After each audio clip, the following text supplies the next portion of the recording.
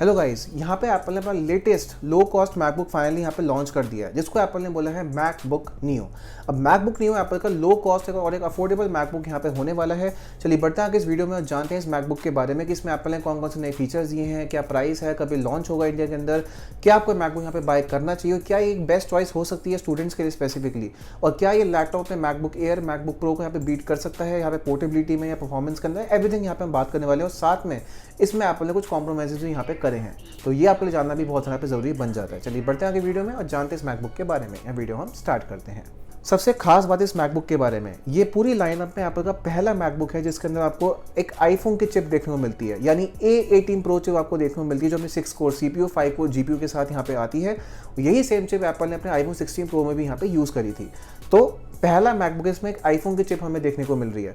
तो एप्पल का यहाँ पे ये कहना है कि जो चिप है ये 50% फास्टर है in comparison to best selling PC जो मार्केट में अभी मिलते हैं आपको विंडोज़ में, यानी कि जो इंटेल कोर अल्ट्रा 5 के साथ यहाँ पे जो CPs आते हैं, तो उसके कंपैरिजन में ये मैकबुक बहुत ज़्यादा आउट परफॉर्म उनको करता है परफॉर्मेंस के अंदर, एवरीडे टास्क के अंदर, ऐसा एप्पल का कहना है। बाकी जब रियल लाइफ में जब लोग इसको यहाँ पे यूज़ करना शुरू करेंगे, रिव्यूज़ आएंगे और बाकी हमें कुछ चीज़ें देखने को मिलेंगी, तब हम समझ पाएंगे कि ये लैपटॉप कितना पे फास्ट आता है। बट अगर एप्पल ने क्लेम किया है तो ऑलमोस्ट वो सब चीज़ें कहीं ना कहीं सच निकल के आती हैं। वो इसलिए क्योंकि जो एप्पल का सॉफ्टवेयर हार्डवेयर बहुत अच्छा इंटीग्रेटेड यहाँ पे होता है, तो उसमें चाहे इवन अगर आप एक मैकबुक के अंदर आईफोन की चिप भी लगा देंगे और उसमें आपको मैक ओएस मिल जाएगा, तो क्योंकि सॉफ्टवेयर हार्डवेयर एप्पल का, तो एप्पल को पता है कि कैसे उसको ऑप्टिमाइज करना है।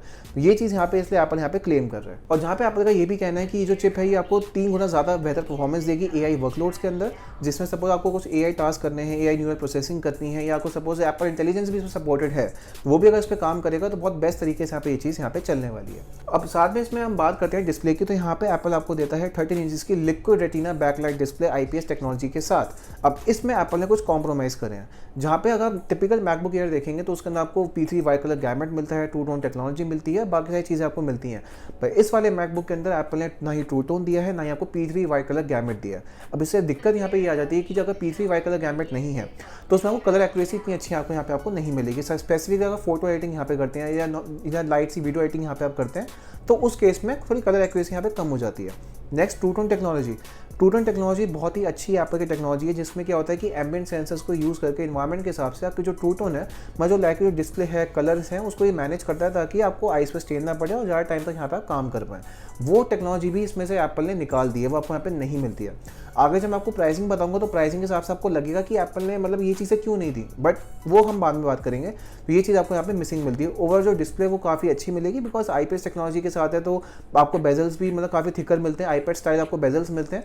तो आप ये आप तरह से ये कह सकते हैं कि एप्पल ने iPad 10 जनरेशन या iPad 11 जनरेशन को कीबोर्ड माउस दे दिया है और उनको कनेक्ट कर दिया आपस में, परमानेंट वाली चीज़ एक मैकबुक में यहाँ पे कन्वर्ट कर दिया। स्पेसिफिकली अगर मैं वैसे कहूँ, सिंपल एज दैट। क्योंकि इस वाले लैपटॉप की डिस्प्ले के अंदर आपको यहाँ पे नॉच भी नहीं मिलती है, जैसे कि मैकबुक एयर मैकबुक प्रो में यहाँ पे आती है, तो आपको एक iPad स्टाइल यहाँ पे आपको डिस्प्ले पूरी यहाँ पे मिलने वाली है। अब हम बात कर लेते हैं कलर्स की। तो एप्पल ने कलर चॉइस यहाँ पे बहुत अच्छी यहाँ पे दी है, जहाँ पे सिल्वर दिया है, इंडिगो दिया है, ब्लश दिया और ये सिट्रस कलर यहाँ पे दिया है। अब जो सिट्रस कलर है ना, वो बहुत चमकता हुआ बहुत येलोइश कलर है, तो मतलब मुझे तो पर्सनली वो कलर इतना पसंद नहीं है, बट आप लोगों को पसंद यहाँ पे आ सकता है।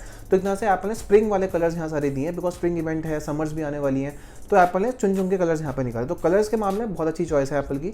साथ में जो आपको इसमें आपको मैजिक कीबोर्ड मिलता है, आपको मैजिक ट्रैकपैड देखने को मिल जाता है, वो भी मतलब पूरी चैसिस जो आपको मिलती है वो सेम कलर की देखने को मिलेगी, यानी कि जैसे बाहर से थोड़ा डार्क होगा और अंदर थोड़ा लाइट होगा, ऐसे यहाँ पे कलर यहाँ पे एप्पल ने मैनेज किया। बात कर लेते हैं कनेक्टिविटी की। तो यहाँ पे आपको 2 USB-C पोर्ट्स मिलते हैं। पहला आपको मिलता है USB-C 2 पोर्ट, जिसकी जो स्पीड होगी 480 Mbps/s की। दूसरा आपको मिलता है USB-C 3 पोर्ट, जिसकी जो स्पीड होगी वो आपको 10 Gbps तक की सपोर्ट करेगा। ये इसका कहने का मतलब ये होता है कि अगर आप इन पोर्ट्स के अंदर कोई भी चीज़ यहाँ पे कनेक्ट करेंगे, सपोज एक्सटर्नल हार्ड ड्राइव हो गया, कुछ भी हो गया, तो कितनी स्पीड तक डेटा ट्रांसफर यहाँ पे हो सकता है, तो वो ये यहाँ पे डिफाइन करता है। और साथ में इसमें आपको एक हेडफोन जैक भी मिलता है, तो आप बड़े आराम से अपने ईयरफोन्स को, अपने हेडफोन्स को प्लग करके सॉन्ग्स वगैरह से यहाँ पे आप सुन सकते हैं। और साथ में इसमें जो एप्पल ने बोला है कि इसमें आपको 16 आवर्स की बैटरी लाइफ देखने को मिलेगी, आपको 8 GB यूनिफाइड मेमोरी देखने को मिलती है, अप टू 512 GB का आपको SSD देखने को मिलती है, Wi-Fi 6E टेक्नोलॉजी का आपको सपोर्ट मिलता है, Bluetooth 6 आपको मिलता है, और साथ में आपको 1080p का कैमरा भी यहाँ पे मिलता है। अब इसमें भी यहाँ पे एप्पल ने एक चीज़ कॉम्प्रोमाइज़ करी, बताऊँ कौन सी, वो यहाँ पे सेंटर स्टेज। आपको उस मैकबुक के अंदर सेंटर स्टेज नहीं देखने को मिलता है, वो आपको मैकबुक एयर M5 में मिलेगा या M4 में आपको देखने को मिलेगा, पर इस वाले मैकबुक के अंदर सेंटर स्टेज नहीं मिलता है। उस टेक्नोलॉजी का मतलब ये होता है कि सपोज आप वीडियो कॉल पे हैं या फिर आप सपोज वीडियोस यहाँ पे रिकॉर्ड कर रहे हैं, कुछ भी यहाँ पे आप कर रहे हैं, तो हल्का सा जैसे आप मूव करते हैं कैमरे से, आपको जो कैमरा आपको यहाँ पे ट्रैक करता है, जिससे कि ये होता है कि आपकी जो मतलब हर वक्त आप कैमरे में प्रेजेंट रहते हैं। तो ये टेक्नोलॉजी इसमें से भी एप्पल यहाँ पे निकाल दी है कॉस्ट कटिंग के चक्कर में। तो मतलब ये बहुत बेसिक फीचर्स जो यहाँ पे एप्पल ने निकाल दिए हैं, और एप्पल को और भी डिफरेंशिएशन को क्रिएट करना भी था मैकबुक एयर M4 में या M5 में और अपने इस वाले मैकबुक में, तो इसलिए एप्पल ने फीचर्स यहाँ पे निकाल दिए। इसमें आपको ड्यूअल माइक्स मिलते हैं और साथ में आपको ड्यूअल साइड फायरिंग स्पीकर्स भी मिलते हैं स्पेशल ऑडियो के साथ। तो आपको काफ़ी अच्छा एक डॉल्बी एटमॉस जैसा आपको यहाँ पे एक ऑडियो आपको मिलेगा, आपको सुनने में काफ़ी कोई दिक्कत यहाँ पे नहीं आने वाली है। तो स्पीकर से एप्पल के अच्छे होते ही हैं और बाकी माइक भी काफ़ी अच्छा आपको देखने को मिलेगा।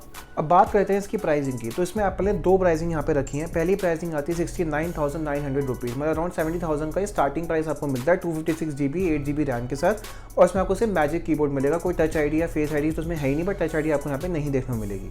दूसरी यहाँ पे आती है 80,000 प्राइसिंग, इसमें आपको 512 GB SSD 8 GB रैम और 18 प्रो चिप और मैजिक कीबोर्ड भी आपको यहाँ पे टच आईडी के साथ मिलता है। तो ये 2 प्राइसिंग यहाँ पे एप्पल ने निकाली है।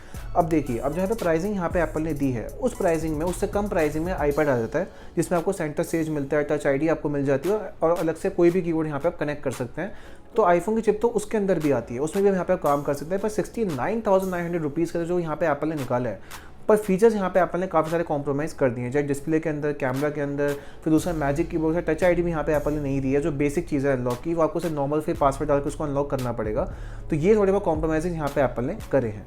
जहाँ पे एप्पल ने ये भी बोला है कि एप्पल का सबसे लोएस्ट कार्बन मतलब एमिशन वाला मैक है, जहाँ पे ये जो मैकबुक है आपका 60% रिसाइकल मटेरियल से यहाँ पे बना हुआ है और इसमें 90% रिसाइकल एल्यूमिनियम यहाँ पे एप्पल ने यूज़ किया। तो इस तरह से एप्पल इन्वायरमेंट का भी बहुत अच्छे से यहाँ पे ध्यान रखा है, बिकॉज एप्पल का जो गोल यहाँ पे जो गोल है कि कार्बन न्यूट्रल फी जो यहाँ पे एप्पल जाना चाहते हैं 2030 तक, वो यहाँ पे एप्पल बहुत जल्दी अकम्प्लिश यहाँ पे कर लेगा। ये सारी चीज़ें थी मैकबुक नियो के बारे में। अब आप मुझे नीचे बताइए कमेंट सेक्शन में कि क्या आपको मैकबुक नियो अच्छा लगा, क्या आपको आप इसको बाय करेंगे।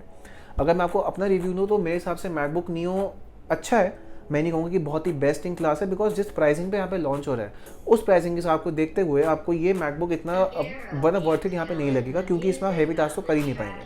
तो अगर सपोज आप ये सोच रहे हैं कि ये वीडियो एडिटिंग के लिए या फोटो एडिटिंग के लिए आप इस मैकबुक को बाय कर लें बिकॉज ये सस्ता है, तो अब इस चीज़ के मैं आपको अभी रोक दूंगा, बिल्कुल भी यहाँ पे मत जाना। मैकबुक एयर M5 पे आप चले जाना, जो यहाँ पे एप्पल ने यहाँ पे आपको रिफ्रेश करके दिया है। हालांकि मैकबुक एयर M5 का प्राइस भी यहाँ पे एप्पल ने बढ़ा दी बिकॉज ऑफ 512 GB SSD यहाँ पे बेस वेरिएंट में आपको मिलती है, 1,20,000 समथिंग का वो हो गया है। तो बट वो और ज़्यादा पे वर्थ इट आपको निकल के देगा, बिकॉज इसके कंपैरिजन में आप कुछ पैसे आप सब 50,000 या 52,000 रुपीज़ आप एक्स्ट्रा यहाँ पे डालेंगे तो उसमें आपको बेस्ट मैकबुक देखने को मिल जाएगा, जो आपको लॉन्ग टर्म के लिए यहाँ पे हेल्प करेगा। बट ये मैकबुक सिर्फ उन लोगों के लिए है जिनको सिर्फ बेसिक चीज़ है, मतलब एक मैकबुक चाहिए एप्पल का, एक एप्पल का मैकबुक चाहिए, वीडियोस देखनी है, मूवीज़ देखनी है, नॉर्मल टास्क करने से, सपोज प्रेजेंटेशन बनानी है, डॉक्स लिखने हैं, वेबसाइट ब्राउज करनी है, वो बेसिक टास्क यहाँ पे कर देगा। बट उसमें भी दिक्कत यहाँ पे कहीं ना कहीं आएगी, बिकॉज 8 GB की रैम है, तो 8 GB कहीं ना कहीं लिमिटेशन बन जाती है। और आज के टाइम में 8 GB तो बहुत ही ज़्यादा लिमिटेशन है ब्राउजिंग में स्पेसिफिकली, और साथ में 18 प्रो चिप एक आईफोन की चिप है, तो आप ज़्यादा इससे परफॉर्मेंस की ज़्यादा एक्सपेक्ट आप मत करिएगा। तो अगर मैं सिंपल शब्दों में कहूँ तो अगर आपको बहुत हाई एंड यूज़ चाहिए तो ये मैकबुक आपके लिए नहीं बना। ये सिर्फ उन लोगों के लिए जिनको सिर्फ बेसिक यूज़ यहाँ पे चाहिए डे टू डे यूजेज में बस, और यहाँ पे आपको नहीं मिलता। बाकी मैं आपको ये भी रिकमेंड करूँगा इसके कंपैरिजन में, अगर आपको इतने प्राइसिंग पे आपको इसके ऊपर जाना ही नहीं है तो आप iPad Air बाय कर सकते हैं, वो ज़्यादा वर्थ इट है, क्योंकि उसमें आपको M सीरीज की आपको चिप देखने को मिलती है। M5 के साथ यहाँ पे लॉन्च भी हो चुका है, अब iPad mini के साथ जा सकते हैं, iPad 11 जनरेशन के साथ जा सकते हैं, तो इसमें आपको बेटर ऑप्शन देखने को मिल जाते हैं। उनके साथ कोई भी बाहर से कीबोर्ड ला के कनेक्ट कर सकते हैं, माउस भी यहाँ पे कनेक्ट कर सकते हैं, वो ज़्यादा बेटर ऑप्शन है कंपेरिजन टू दिस ऑप्शन। बाकी आपकी चॉइस है, नीचे मुझे कमेंट सेक्शन में बताइएगा कि आपको मैकबुक यहाँ पे कैसा लगा। तो बस गाइस, आज की वीडियो से इतना ही था। मुझे उम्मीद है आपको वीडियो बहुत पसंद आई होगी। वीडियो पसंद है वीडियो को लाइक कर दीजिए, मेरे चैनल को सब्सक्राइब कर दीजिए, बिकॉज मैं आपको ऐसी इंटरेस्टिंग वीडियोस यहाँ पे लेके आता रहता हूँ। मिलता हूँ आपसे वाली वीडियो में। जय हिंद, वंदे मातरम।